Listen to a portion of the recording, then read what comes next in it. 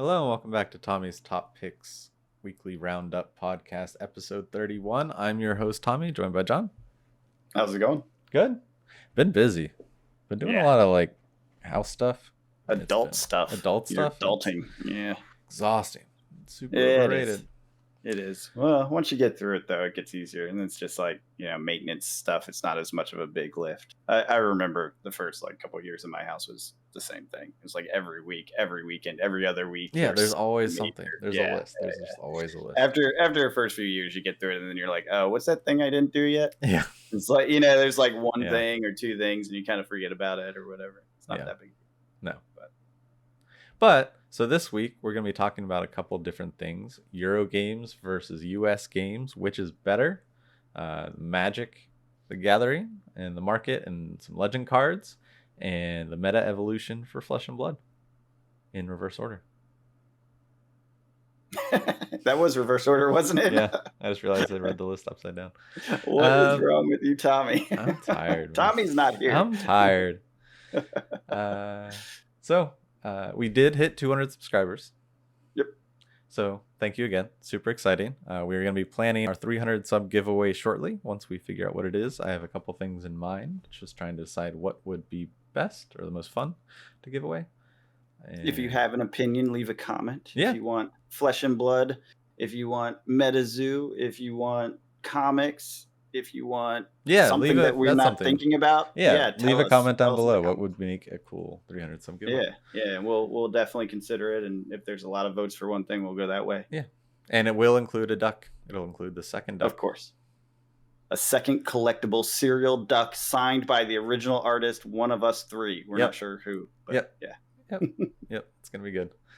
And if you like what we do, feel free to hop over on our Patreon. There's a link in the description. It supports the channel. Everything that we make from the Patreon goes back into the channel to help us make better videos. Which just so we're completely transparent, we have gotten literally $0 from Patreon yet. We have multiple patrons, and they are signed up. It's just the amount we charge is very low, and the minimum to withdraw anything is pretty high. So we're not even at the point where we can pull any money out yet. So 100% of what we've done has come out of our own pockets. True. Very true. So how was your week? I guess we kind of talked about it already. Yeah, a little bit. My week's been busy with house stuff. But it was good. Got some things done. Work has been a little crazy, but in the gaming space, there's been some interesting things going on. Absolutely. What did you pull this week? You got to pull something. So I got 2 packs while waiting. I got there a little early for our armory this week. So I got 2 packs. I got an Everfest pack and I got a Uprising pack. And I pulled a Rainbow Foil Spring Tunic Tidings and an Extended Art Flame Call Awakening. So that was super cool. Right. Spring Tunic versus Spring Tidings. Very big Spring difference. Spring Tidings. That's still cool, but I can't pull that out of Everfest. No. Yeah, cool. I didn't pull anything, but I did get some mail delivery of dragons. That did a whole thing, and it was weird, and markets reacted. So I'm going to do a whole video on that. I think that's the Fab 2.0 video is going to primarily be about this week. So look for that content coming up probably, I guess, Monday or Tuesday. I forget what day I usually do it, but whichever day, I'll have a breakdown of what happened and why the dragons spiked in price. If you were a patron and you were in our Discord, which is a perk of being a patron, you would know this whole story already. Discussing it. You would be like, what is happening with the dragons? In real time. You can hear the story unfold. Yep. Hang out with us, play games. It'll be fun.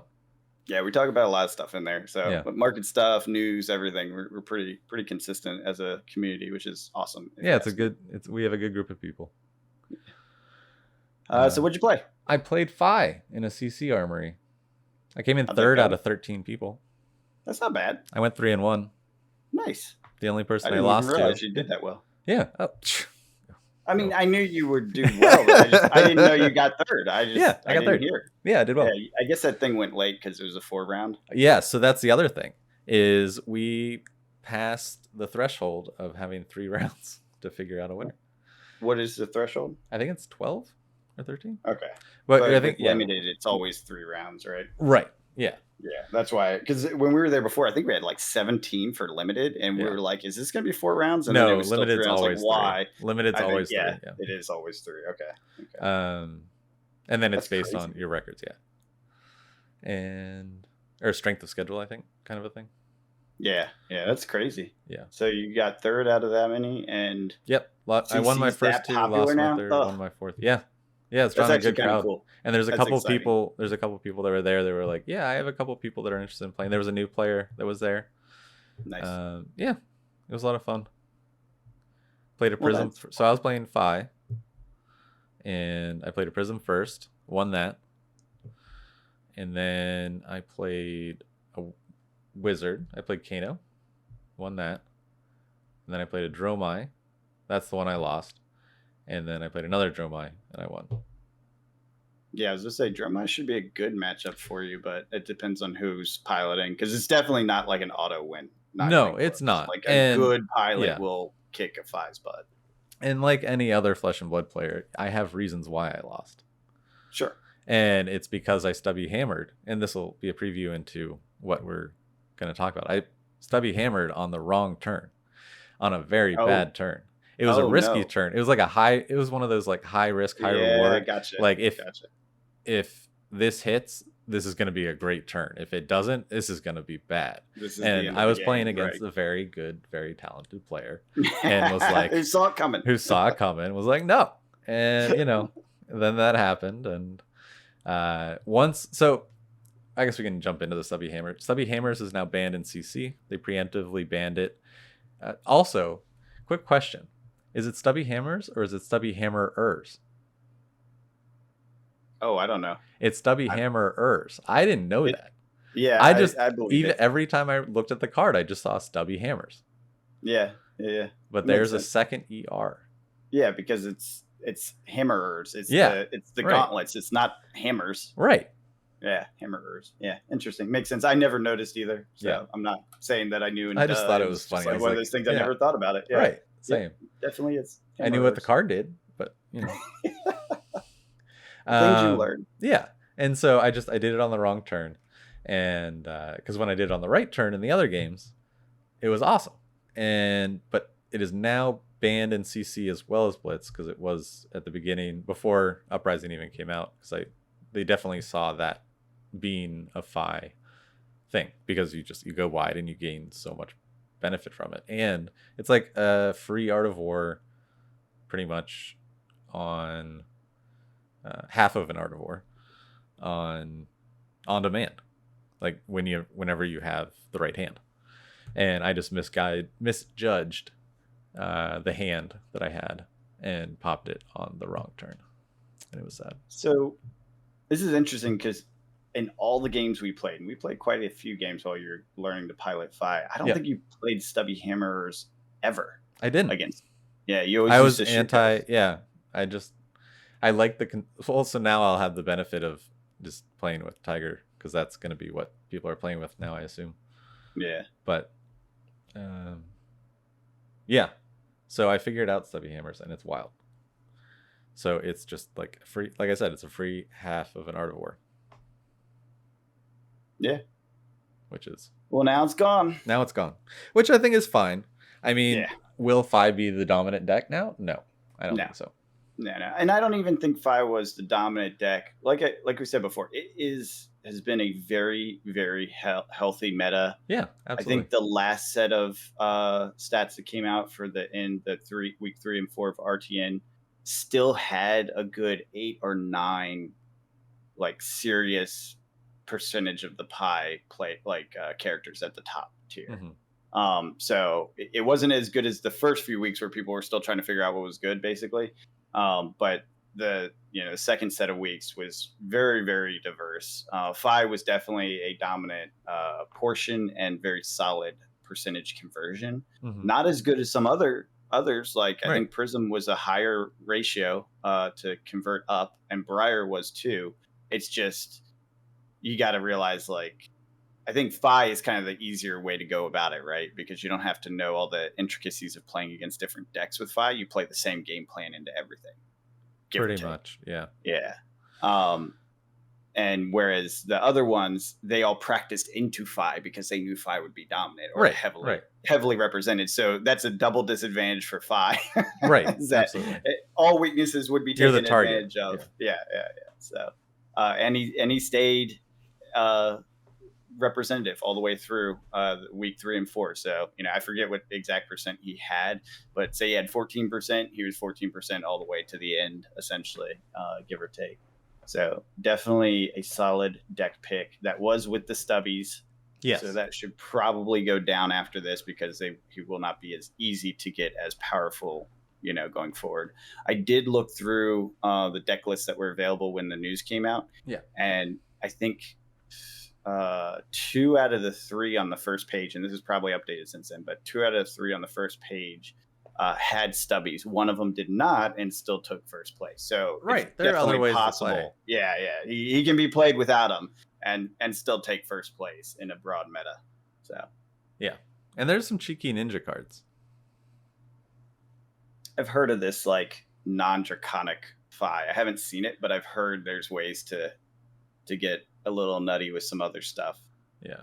I mean, my deck is mainly Draconic, but I really like having Ancestral Recall in there too, because it pushes those breakpoints, and it replaces itself for free. Yeah. Do you think are people going to use like Minnowism and stuff? I know that's like the new controversy is Minnowism package, but little Minnowism. Is that something that is used in Fi? Yes. Or could it Absolutely. is? Okay. Absolutely. Oh, Lord. Yeah. A lot of people are. Okay. I don't. Yeah, then that might end up getting banned. I don't use it. Yeah, I know. And it's a camp thing. Like people are like, it's totally a thing, and other people are like, this is terrible, and I'm just like, yeah, it's. I don't think it's that bad, but see, this is the problem. I think it's useful for opening up decks that are unplayable without it, right?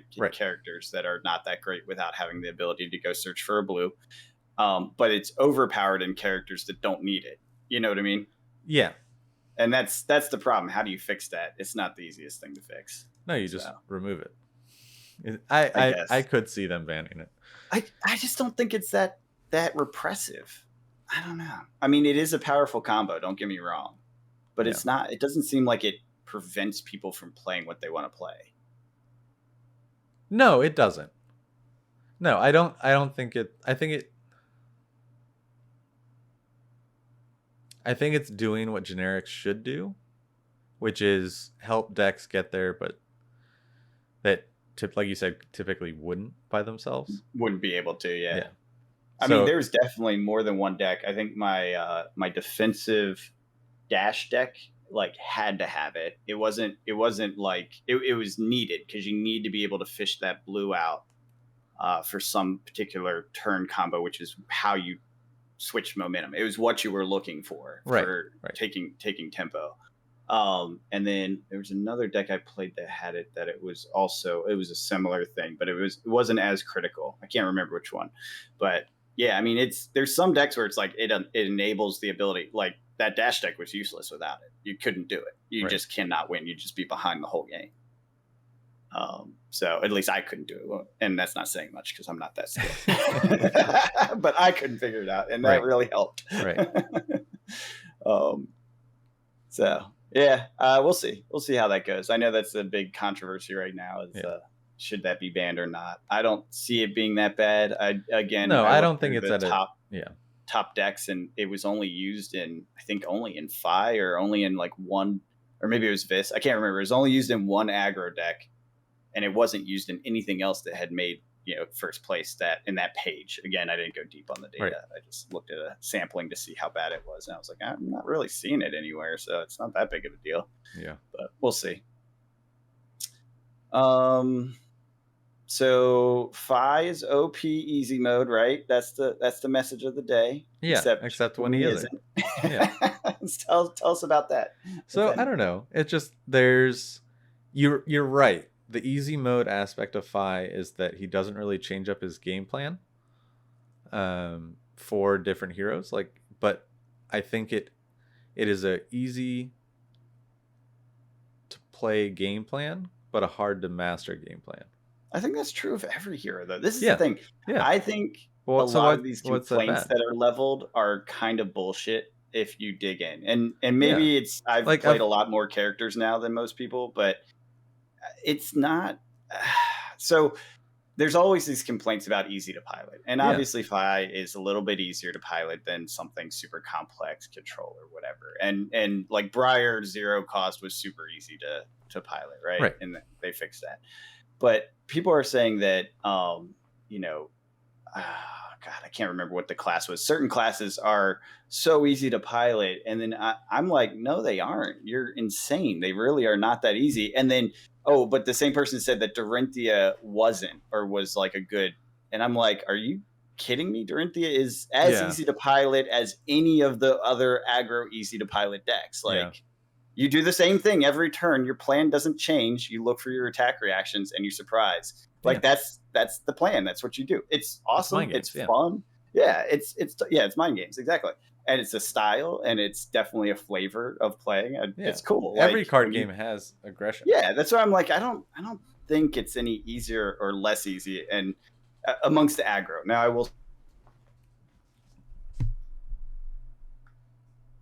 going to be more difficult than your aggro, right? But that's Right. default archetypes. That's just true of every game, you know? Right.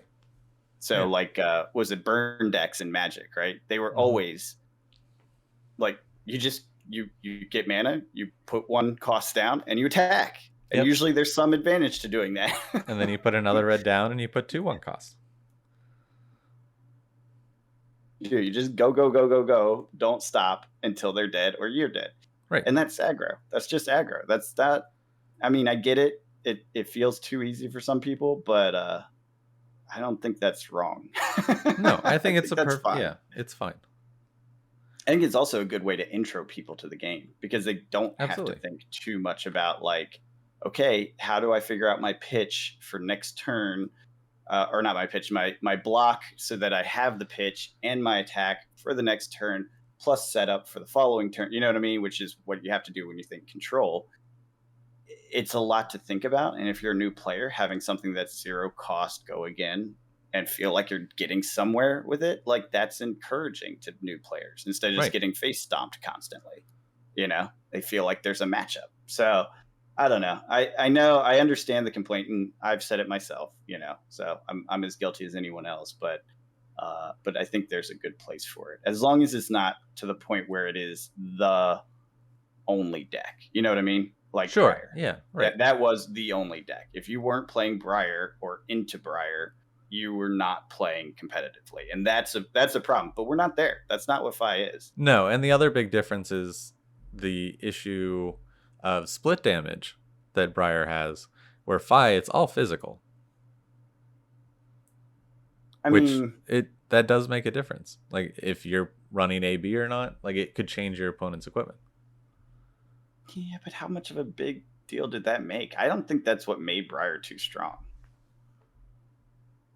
I mean, maybe it is. It is in Split damage in is limited. inherently powerful. In limited, it's true, but no, I think that's why Viscerize is so good too. Yeah, but think about it. When you play my Icelander, which does 3 to 5 arcane damage on the regular, you don't even run AB.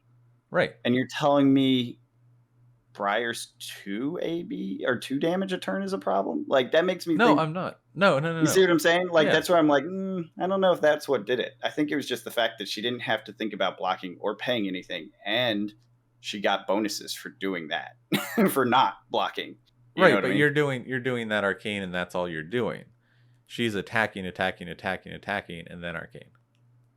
I guess that might be it. I don't know. I don't know. So like you block out, right? And then it still leaks damage. Where if I wanted to run all AB and block you, I could. But that's not how my deck works. Like even like the Kano I played, I ran 0 AB and I beat him by a turn.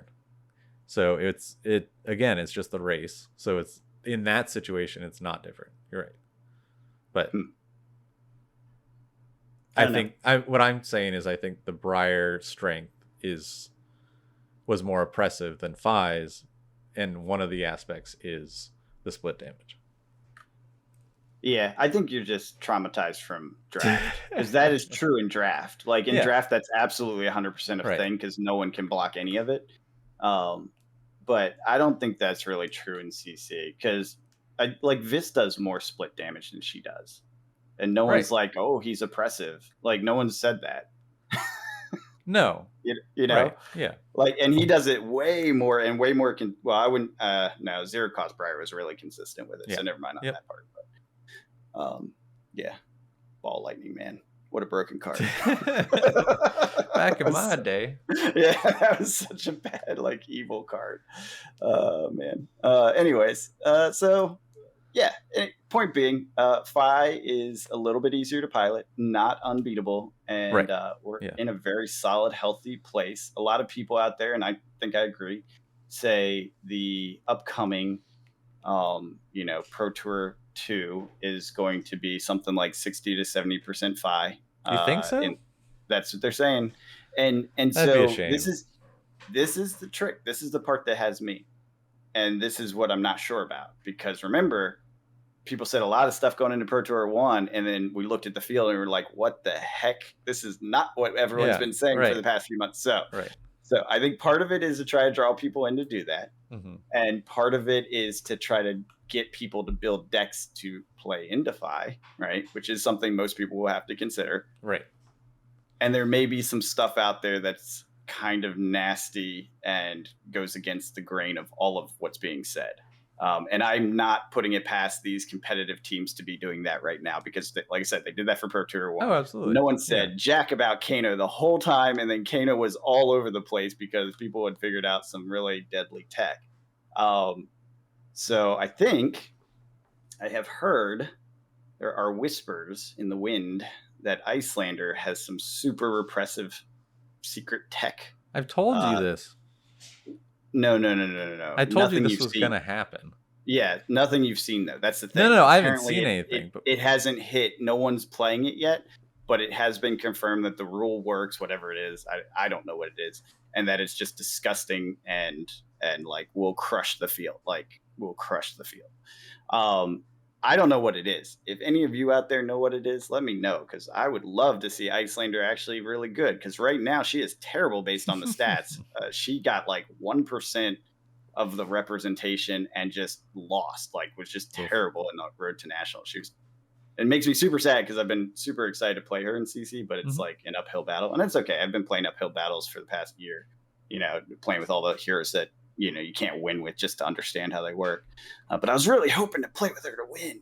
It's not happening unless the secret tech gets revealed, and then I can actually be good. I mean, it will be a pro tour, I'm sure. I mean, yeah, if it's a thing and it's actually competitive, that is where it will show up because people will expect to see a lot of Phi, and Yep. Icelander that has figured it out is a very good counter Phi. Absolutely. And so you'll be able to play into the expected field. And if you're, obviously pro teams are super good and smart and train a lot, so they'll be ready for the other things in the field as well. Right. I just don't know. Like, do you think Dromai's going to be there? Yeah. So the decks I played against on Thursday, it was very interesting. It was very much like get our dragons out, apply pressure, and then because you got to kill the dragons, you can't let them overwhelm you. Exactly. And so it's just kind of like buying your time, and then also play a lot of like sync blows and fate foreseen and a bunch of defense reactions, so you're not taking that much damage. And then have a couple spectra or what are they called? The senpais. Yep. The new the gross heralds, illusionist thing. Yeah. So to finish the game. Interesting. So you play the long game. Like the game I lost against Dromai, I decked out. The reason I lost was because I couldn't apply pressure because I had went through my deck and I was hitting my blues. Got it. So it's just burnt out. Yeah. Which is wild. And it was impressive. Like it was close. Like we were both 1-1. If I had stubbied hammers on the right turn, could have been different. We'll see. But it's a very impressive deck. And I wouldn't. I'm curious if she'll be a Pro Tour too, or if it's going to be all Prism. Because No, there Prism's will. definitely a better conversion ratio as of Road to Nationals, which doesn't say much, right? We don't know Right. what the top decks are right now. No, I think you'll see both. I think you'll see a wide variety of heroes. I mean, it's clear there are at least 5 heroes that can increase their conversion through each step, overall to top 8 to wins. Yeah. I also still don't believe Bravo, Viscerai, Briar, Yeah. Phi. I mean, there was a lot of heroes that were good conversion ratios. I was like, wow, this is crazy. So it's really, really a neat meta. This is the best meta we've seen, that's for sure. Mm-hmm. Yeah, I'm curious. And I don't know if an Icelander will be good into that, because Icelander might be good at countering Phi and Vis and, any zero costy type guys, but not so good at countering something like Prism. I don't honestly know. Right. That's why I'm gonna play Reinhardt. It goes into everything. It goes into, so think about like the Oldims and all the Icelander. There's like pay 1 or discard a card. Mm-hmm. Just discard a 6 attack, and then you intimidate, and then you weaken their turn. That is actually, that's a good point. That's really cool. I didn't think about that. I was thinking about it the other day.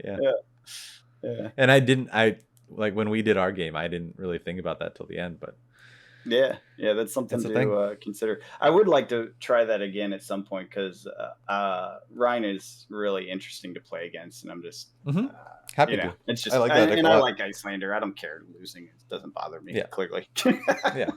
How many times have I lost? Right. Just the ones we record.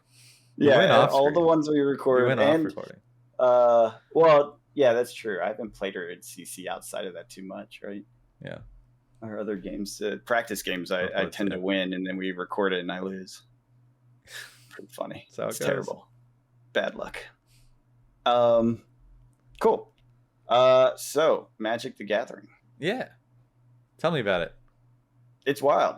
What's going on? For the first time in a long time, you can actually make money as a shop selling singles. No. Cracking boxes and selling singles actually makes money.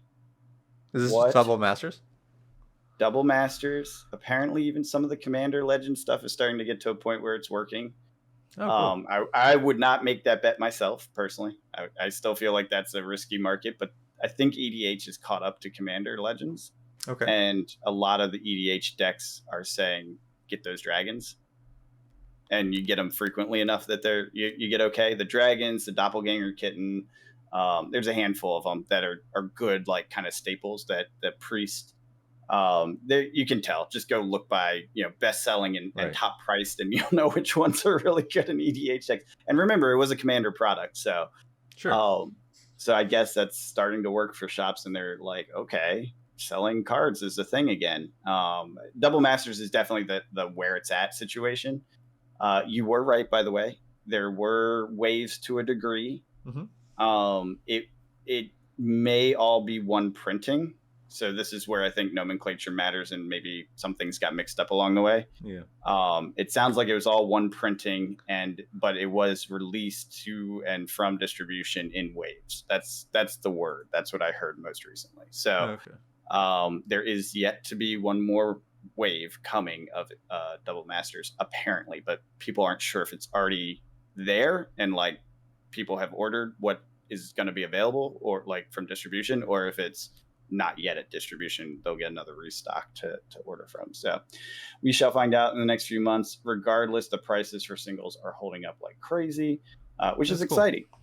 And then they have what's coming up next, which is Dominaria United. And apparently in the collector boxes, they're going to put official real deal old school Magic cards from Legends. That's neat. And these include some cards that I think sell for like $30,000 or maybe. Wait, what? No. I think it's less than that. I think it's like $8,000 something. I can't remember. Ridiculous level cards.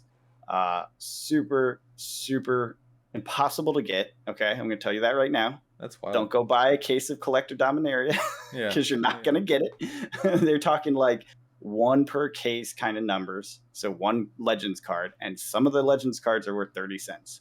Right. Now, they did trim them. They didn't, from what I understand, I think they took out some cards that just they didn't want to be released this way. Hmm. So hopefully they trimmed a lot of the less valuable ones. So like if you hit one of these, you hit something good. I think either way, people are going to be excited about it. Um, but the big expensive stuff, you're not going to be able to get. Like the chances of getting it is like point. It's like a lottery ticket. Like don't Right. count on it. You're not getting Right. it. Right. That said, I think it's a pretty interesting time. It will be exciting. I've actually pre-ordered. I haven't pre-ordered a Magic product in a long time, but I pre-ordered my collector box from our local shop. Very cool. Um, yeah, yeah, $3,200 for Tabernacle, which is the big card, everyone. So you I could get a guess $3,000 card in a collector box. that's wild. Yeah, and so they're also saying that this is going to continue. Well, okay, this isn't official, but they think it's going to continue into Brothers War. And the Oh, reason people this, are assuming that is because this Dominaria United is the first of the 30th anniversary series. okay. So they're doing a whole year of 30th anniversary, starting with Dominaria United and then Brothers War. And then if you recall last week, I was talking to you about how it's a series, kind of like a story series. Okay. So Yeah. Dominaria United is going back to the original. That's where the original story started. Brothers War was the war that broke Dominaria. And the first Magic set took place after the Brothers War. They mention it in the lore, but they didn't actually go into it in great depth. Just that the world has been broken by the Brothers War, blah blah blah, blah, and this is how Magic starts, right? The whole story. And then there's 3 sets, one in first quarter and then 2 in second quarter. Don't quote me on that, but something like that. And it's a part 1 and part 2.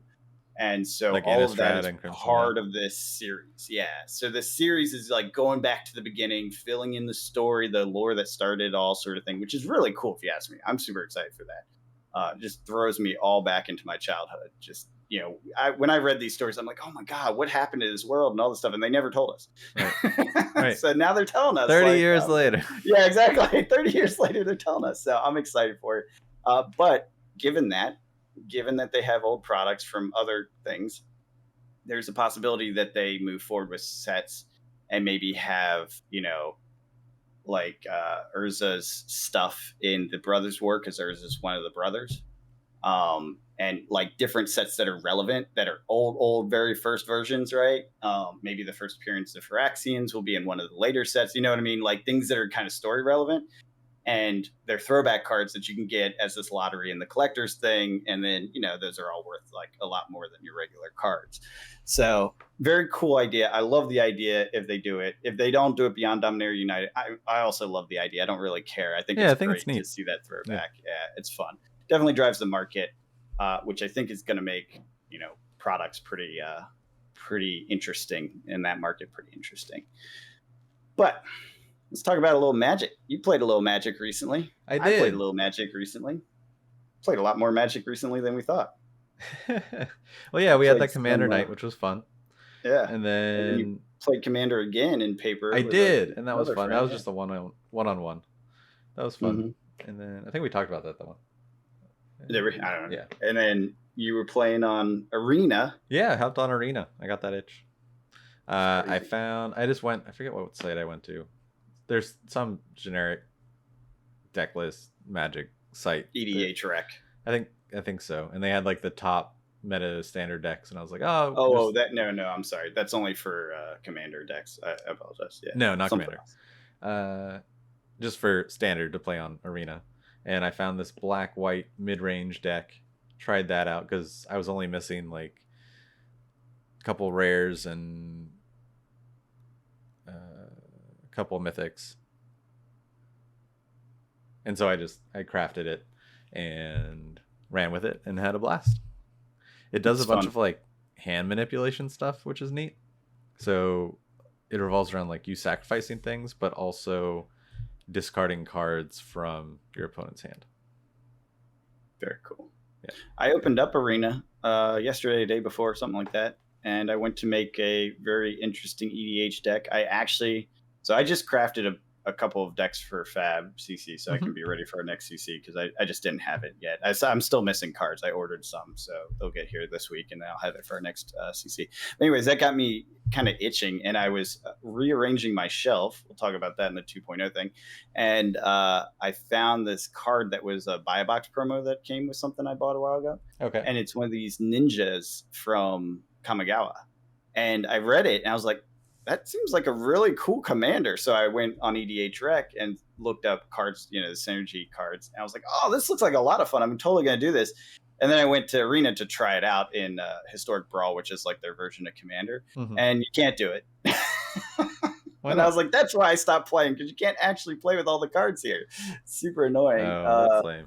Yeah, because they're Commander Legend cards, which they didn't release on Arena because it's not standard. It totally makes sense. It's just I forgot about it, and I like Commander. Like, that's how I want to play Magic. Yeah, absolutely. I don't really care about standard so much, and Draft was fun. I enjoyed that a lot, but it gets kind of old after a while. So I got to come up with a Brawl compatible deck if I'm going to play on there, because I just like the chaos of like singleton format. Oh, me too. Yeah, it's always fun. So that kind of gets us to our final topic of Euro versus US. The different play styles, right? So this is something that's going around. Euro games, and this is a board gaming term, Euro gaming and US gaming. Euro board games are more in-depth, crunchy is an adjective that's often used. Statistical or kind of number crunching sort of games, right? They take a lot more thought. As someone put it, you have to do calculus to play, sort of thing. Not really, but it's like that kind of mentality going into it. And there's a whole bunch of them. They're great. I personally love them. I think most board game geeks love Euro games to one degree or another. And then there's US games, which tend to be less crunchy, a little bit more random, so there's RNG factor involved. right. And it's kind of the surprise and chaos of it. So I like to think like Sorcery feels like a US game, even though it isn't made US. It feels like one because it's like you can have that giant bomb that goes off, right? That thing that happens and just throws everything into chaos, but it's kind of random whether you're going to get something like that or not, right? Right. So it's also something you can hand someone who's played board games before and they'll pick it up pretty quickly. Yeah, exactly. They don't have to understand complex nuances to get to play. Right. I think Dice Throw's a good example of a very US like style game. If you're it's battle Yahtzee. Yeah, exactly. It's randomness and just kind of pure fun and frolic, and all the rules are right in front of you. Yeah, you don't have to think too hard. Like, there's not a lot of planning. All the rules on a double-sided card. Yeah. So Fab is being called, and I think it's accurate, a Euro game. And then you think Magic the Gathering, absolutely a US game. And I think the differences that you see and the things that I like about both and the things I don't like about both. So Fab, I like it. Skill-based. If you're good, you're good.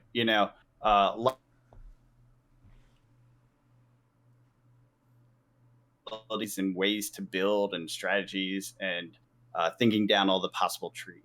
Magic, I enjoy just playing. Like, if I lose, I don't care. I just start a new round. You know what I mean? You just Sure. go, and winning isn't really what it's about. It's about hanging out and having fun. Because winning is statistically random to a degree. Like, you can be the best Magic player, you still have a chance to lose. Just Absolutely. Because it's like the best decks are 60% decks. Right.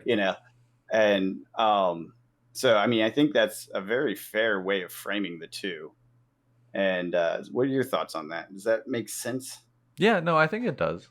I guess I'm unsure why the naming conventions are the way they are. What, Euro versus US? Yeah.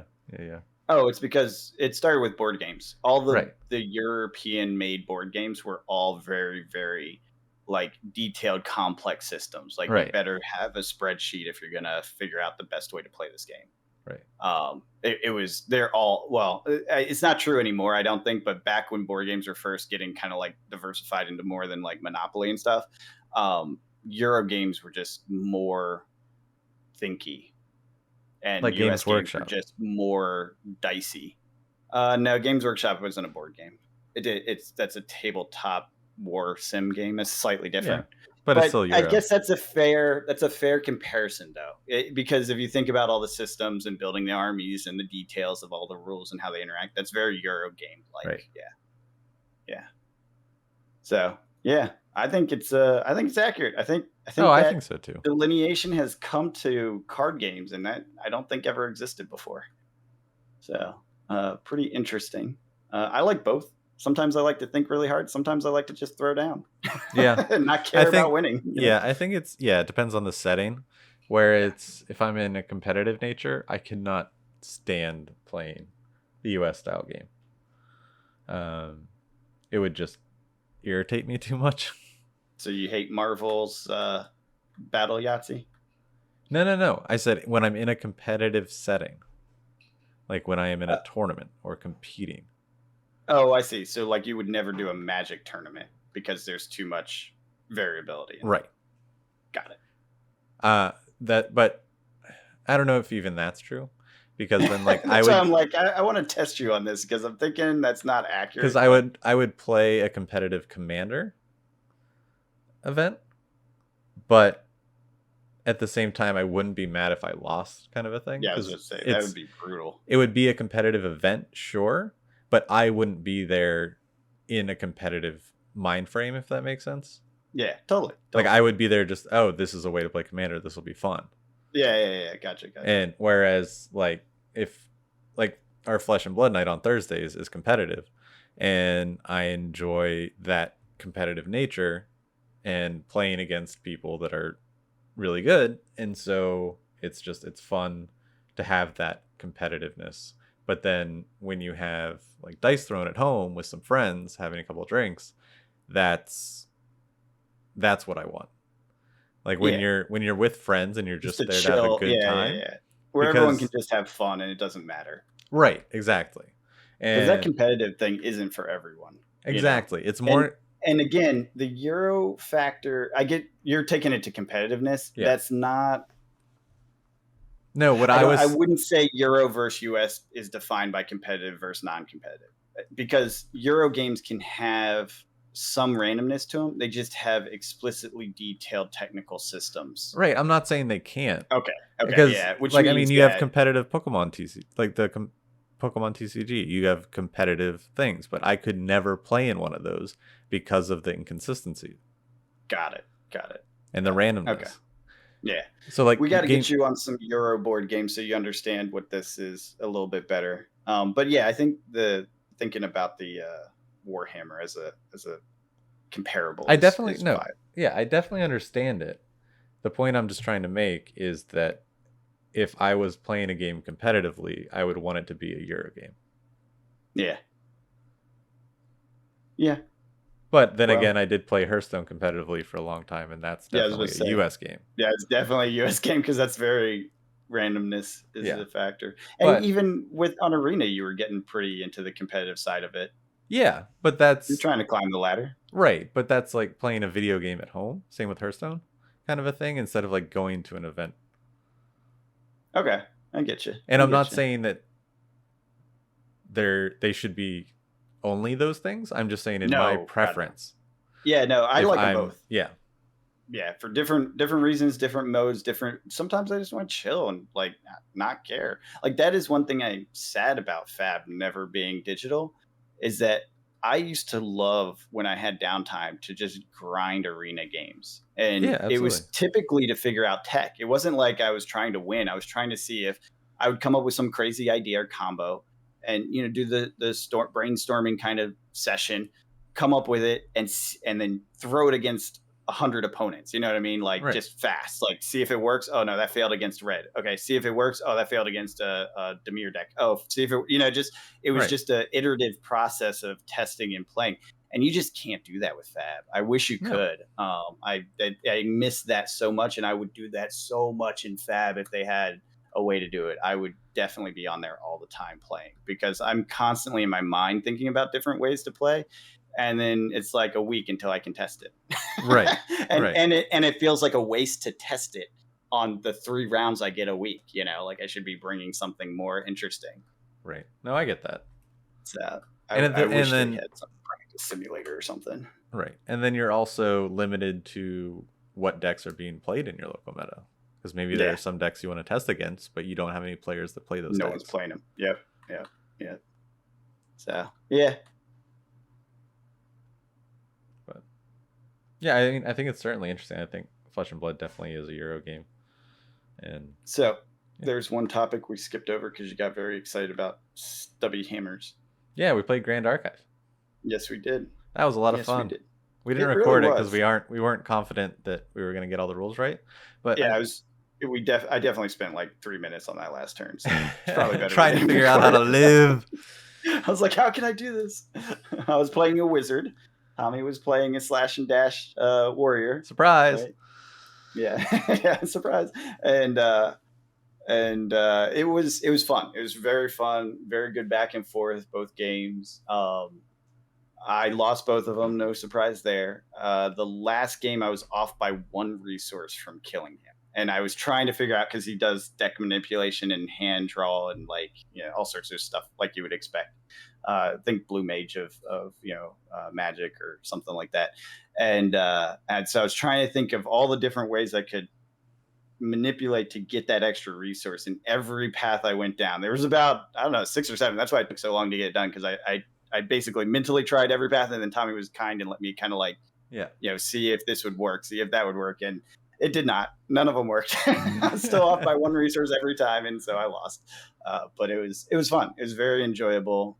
There's going to be some crazy stuff in that. The game is a blast. It's so much fun. I want to play more. The building, I think the deck building is great, because it's so the wide element, open. I want to do the wizard with wind now. I want to see how that goes. It's going to be totally different. Yeah.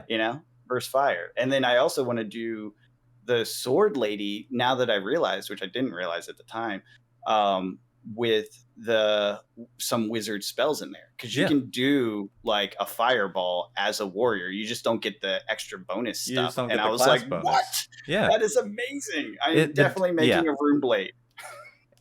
Dear Lord. Also, the amount of cards, like, I think are going to limit the game at first, but like Flesh and Blood, after a couple sets, it's going to be wild. Yeah, and they've already started to reveal stuff. It's not in the index. So we did discover this. I think we said before that you can play with every card in TTS. It is not true. The index is limited, and that is the basis for the TTS thing. You are able to build decks on the fly and like do different combinations. It's pretty good at keeping you doing it by the rules. So there are some options there, but it is limited. It's not fully released yet, even though we know some of this other stuff, like the assassin, and what was the other element that we know about?